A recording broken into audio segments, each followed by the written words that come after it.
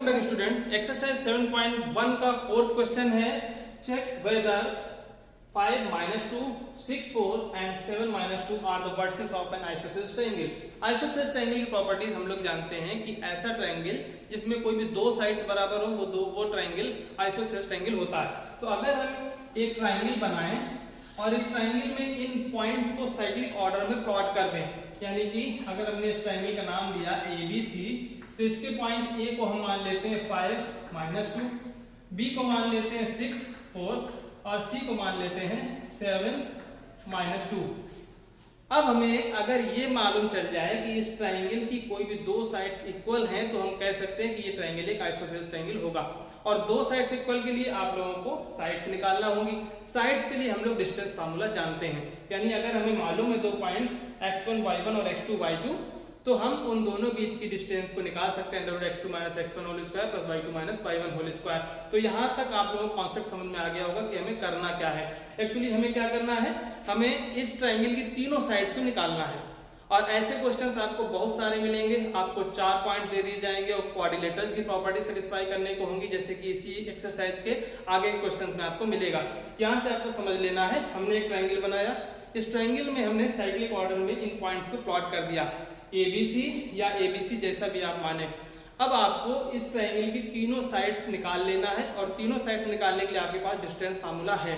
तीनों साइड्स निकालने के बाद अब यहाँ पर अगर यही क्वेश्चन होता है कि आप चेक करें कि ये एक इक्विलैटरल ट्रायंगल है, तब भी आप यही करते और आप देख लेते कि तीनों साइड्स इक्वल मिलना चाहिए। अगर तीनों साइड्स अनइक्वल हैं तो स्केलिन ट्रायंगल भी प्रूव किया जा सकता है। आइए हम लोग निकालते हैं साइड AB। AB क्या है? AB है डिस्टेंस बिटवीन 5 - 2 एंड 6 4। इन दोनों पॉइंट्स के बीच की डिस्टेंस है AB। इसको हम x1 मान लें, -2 को y1 मान लें, 6 को x2 मान लें, 4 को y2 मान लें, तो हम इस फार्मूले में √x2 - x1 whole square plus y2 - y1 whole square में इन x1 y1 और x2 y2 की वैल्यू को प्लॉट करके AB की डिस्टेंस निकाल सकते हैं। आइए निकाल लेते हैं। x2 है 6, x1 है 5, तो 6 - 5 होल स्क्वायर प्लस y2 है 4 -2, 4 -2 तो 4 + 2 हो जाएगा और इसका होल स्क्वायर हमें कर देना है। देखिए यहाँ फर्स्ट ब्रैकेट में क्या मिला, 6 - 5 यानी 1 का होल स्क्वायर प्लस 4 - -2, तो दिस इज 4 + 2, 4 + 2 = 6 होल स्क्वायर। हमें मिल गया 1 स्क्वायर प्लस 6 स्क्वायर, 1 स्क्वायर 1 होता है और 6 स्क्वायर 36 होता है। मीन्स हमें वैल्यू मिल गई है √37 साइड AB की। दूसरी साइड हम निकालने जा रहे हैं BC। देखिए BC निकाल लें। BC के लिए हमें निकालना पड़ेगी डिस्टेंस बिटवीन 6 4 एंड 7 - 2। ये हम x1 मानेंगे, इसको y1 मानेंगे, ये x2 है और y2 है। इस तरह से पॉइंट लिख लेना जरूरी होता है ताकि आपकी गलती की गुंजाइश ना रहे। डायरेक्ट करने में आपका x1 y1 x2 y2 की वैल्यू गड़बड़ा सकती है। यहाँ पे हम लोग लिख सकते हैं 7 - 6 whole square plus -2 - 4 whole square. देखिए क्या वैल्यू मिल गई, 7 - 6 हो गया 1 square plus -2 - 4 -6 whole square equal to √1 square plus 6 square हो गया 36। तो BC की वैल्यू भी हमें √37 मिल गई है। देखिए AB √37, BC भी √37, दो साइड्स इक्वल मिल गई। हम यहीं से कह सकते हैं कि हाँ ये कम से कम आइसोसेलेस ट्रायंगल है, जरूर है। लेकिन अगर साइड AC BC बराबर हो गई तो ये इक्विलैटरल भी हो सकता है। तो उस सिचुएशन को दूर करने के लिए हम लोग AC भी निकाल के देख लेंगे। AC क्या है? Distance between points. A की वैल्यू है 5 - 2 एंड C है 7 - 2। आ जाइए √7 - 5 होल स्क्वायर प्लस -2 -2 यानी +2 होल स्क्वायर। तो यहाँ से हमें मिल गई इसकी वैल्यू 7 - 5 2 स्क्वायर। तो ये वैल्यू हमें मिली सिर्फ 2। तो AC की वैल्यू हमें मिली है 2। अब आप देख सकते हैं इस ट्रायंगल में दो साइड्स हमें इक्वल मिल चुकी हैं। AB की वैल्यू हमने निकाली है √37, BC की वैल्यू हमने निकाली है √37 और AC की वैल्यू इक्वल नहीं आ रही है। दो साइड्स इक्वल हैं, इसलिए हम कह सकते हैं कि ये एक आइसोसेलेस ट्रायंगल होगा। क्वेश्चन क्या था, check whether these points are the vertices of an isosceles triangle. तो हम कहेंगे yes, as AB equal to BC, so the given points are the vertices of an isosceles triangle। Number 5 काफी interesting question है। देखिए कहा जा रहा है, in a classroom 4 friends are seated at the points A, B, C and D as shown in the figure। ये figure आपके सामने मैंने बनाया है। इस फिगर में 4 पॉइंट्स पे A, B, C, D, इन चारों पॉइंट्स पे 4 स्टूडेंट्स यानी 4 फ्रेंड्स बैठे हुए हैं। चंपा एंड चमेली वॉक इन द क्लास। चंपा और चमेली 2 फ्रेंड्स हैं, वो क्लास में आए and after observing for a few minutes, कुछ मिनट देखने के बाद, कुछ मिनट ऑब्जर्व करने के बाद, चंपा आस्क्ड चमेली, चंपा ने चमेली से पूछा, don't you think ABCD is a square. यानी चंपा बोल रही है कि क्या तुम्हें नहीं लगता है कि ABCD एक स्क्वायर है। चमेली डिसएग्री, चमेली इस बात से सहमत नहीं है कि ये एक स्क्वायर है। अब क्वेश्चन है आपसे, using distance formula find which of them is correct. आपको डिस्टेंस फार्मूला का यूज करके बताना है कि इनमें से कौन सही है।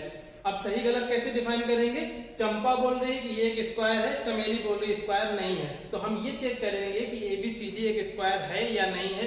अगर ABCD स्क्वायर निकला तो चंपा सही है, ABCD स्क्वायर नहीं निकला तो चमेली सही है। स्क्वायर निकालने के लिए आप लोग डिस्टेंस फार्मूला जानते हैं, क्वेश्चन में भी दिया गया है कि आप डिस्टेंस फार्मूला का यूज करके ये पता करिए कि ABCD एक स्क्वायर है या नहीं है। तो डिस्टेंस फार्मूला यूज करके हम लोग साइड AB निकालेंगे, साइड BC निकालेंगे, साइड CD निकालेंगे, साइड AD निकालेंगे। इन चारों साइड्स को हम लोग निकालने की कोशिश करेंगे। अभी सबसे पहले हम AB निकालेंगे, डिस्टेंस बिटवीन कौन कौन से 2 पॉइंट्स हैं। देखिए AB की वैल्यू, A की पोजीशन सबसे पहले आपको देखना है। A की पोजीशन देखिए, x एक्सिस 3 और y एक्सिस 4। तो A के जो कोऑर्डिनेट्स हैं वो हमें मिल सकते हैं 3, 4। दूसरी बात, B के कोऑर्डिनेट देखिए, B x इक्वल टू 6 है एंड y इक्वल टू 7। तो B के कोऑर्डिनेट्स मिलेंगे 6, 7। हमें x, y के फॉर्म में लिखना होते हैं। C की पोजीशन देखिए, C को x में 9 डिस्टेंस है और y में 4। तो C की पोजीशन होगी 9, 4 और D की पोजीशन x इक्वल टू 6 है एंड y इक्वल टू 1 है। तो D की पोजीशन होगी 6, 1। तो इस तरह से हमने ABCD के पॉइंट्स निकाल लिए। अब जब हमें AB के बीच की डिस्टेंस निकालना है तो हमें बेसिकली डिस्टेंस निकालना है 3, 4 और 6, 7 इन दोनों पॉइंट्स के बीच की। अब यहाँ पे हमने 3, 4 को x1, y1 माना, 6, 7 को x2, y2 माना। ये बार बार मैं इसलिए मानता हूँ ताकि हमें गलती ना हो। हम लोग फार्मूला लिखेंगे under root x2 - x1 whole square plus y2 - y1 whole square. Value रख दें, x2 की वैल्यू है 6 - 3 होल स्क्वायर प्लस y2 की वैल्यू है 7 - 4 होल स्क्वायर। वैल्यू क्या मिल रही देखिए, 6 - 3 3 बचा, 3 होल स्क्वायर प्लस 7 - 4, 7 - 4 भी 3 बच जाएगा, 3 होल स्क्वायर। तो यहाँ से हमें मिल जाएगा 9 + 9, दिस इज 3√2। 9, 9, 18 को हम रख सकते हैं, 9 × 2 = 18 और 9 में से 3 हमने बाहर निकाल लिया, 3√2 हमें डिस्टेंस मिल गई AB की। तो AB की वैल्यू हमें मिली 3√2। नेक्स्ट हम लोग अब BC निकालेंगे, इसको मैं मिटा देता हूं।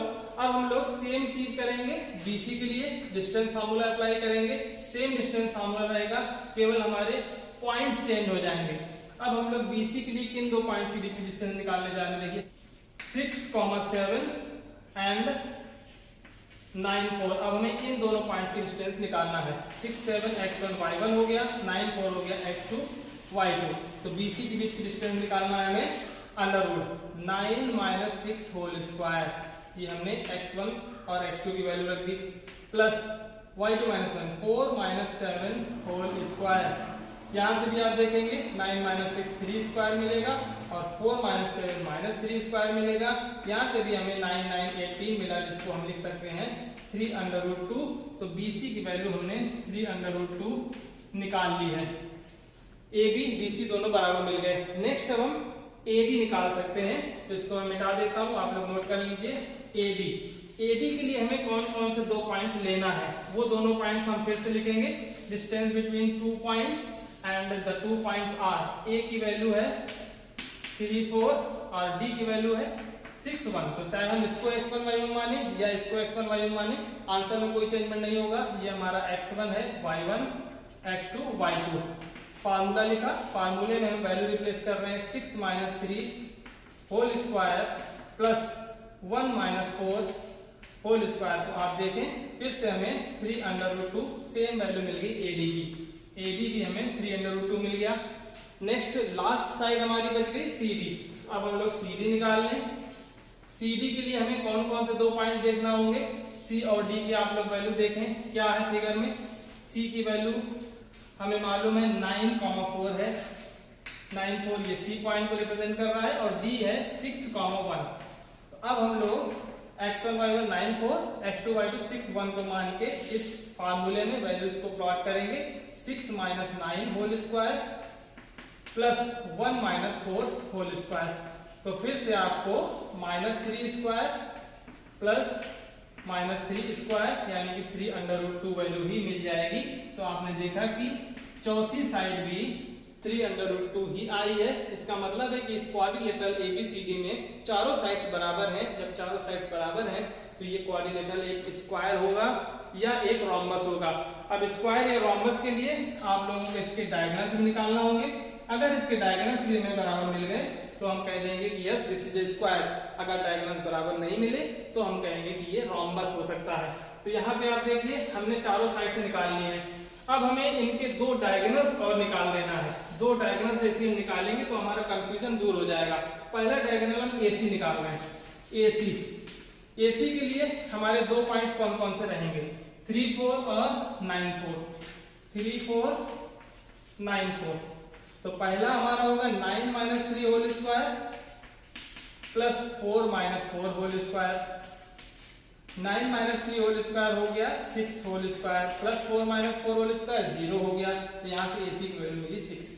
एक डायगोनल हमें 6 मिल चुका है। दूसरा डायगोनल हम BD भी निकाल लें। BD के लिए हमें अब कौन कौन से 2 पॉइंट्स मिल रहे हैं, D की वैल्यू है 6, 7, D की वैल्यू है 6, 1। तो अब हमें 6, 7 और 6, 1 इन दोनों पॉइंट्स की डिस्टेंस निकालना है। 6 - 6 0 होल स्क्वायर हो जाएगा प्लस 1 - 7, यहां से हमें केवल 6 वैल्यू मिल जाएगी BD की भी। अब हमने क्या क्या निकाल लिया देखिए, AC की वैल्यू है 6 और BD की वैल्यू भी है 6। तो अब हमारे एक ऐसे क्वाड्रिलेटरल को हमने जान लिया है जिसकी चारों साइड्स बराबर है और जिसके डायगोनल्स भी बराबर है। तो डेफिनेटली ये क्वाड्रिलेटरल एक स्क्वायर होगा। अब हम लोग यहाँ पे लास्ट में बताएंगे। इतनी सारी कैलकुलेशन करने के बाद आपको क्लियर कर बता देना है अगर आपको अच्छे मार्क्स पाना है। इन ABCD इस क्वाड्रिलेटरल में all 4 sides equal, all 4 sides are equal and diagonals are also equal. So ABCD is a square. ABCD एक स्क्वायर होगा। और अगर ABCD स्क्वायर है तो चंपा और चमेली में कौन सही है, देखिए यहाँ पे चंपा आज चमेली, चंपा ने चमेली से कहा था कि क्या तुम्हें नहीं लगता है कि ये स्क्वायर है, तो हम कहेंगे देयरफॉर चंपा इज करेक्ट। तो इस तरह से पूरे प्रोसेस में आपको इस क्वेश्चन को सॉल्व करना है। आपको चारों साइड्स दिखाना है, दोनों डायगोनल्स दिखाना है, उसके बाद ही हम इसको बता सकते हैं कि ये एक स्क्वायर है या नहीं है।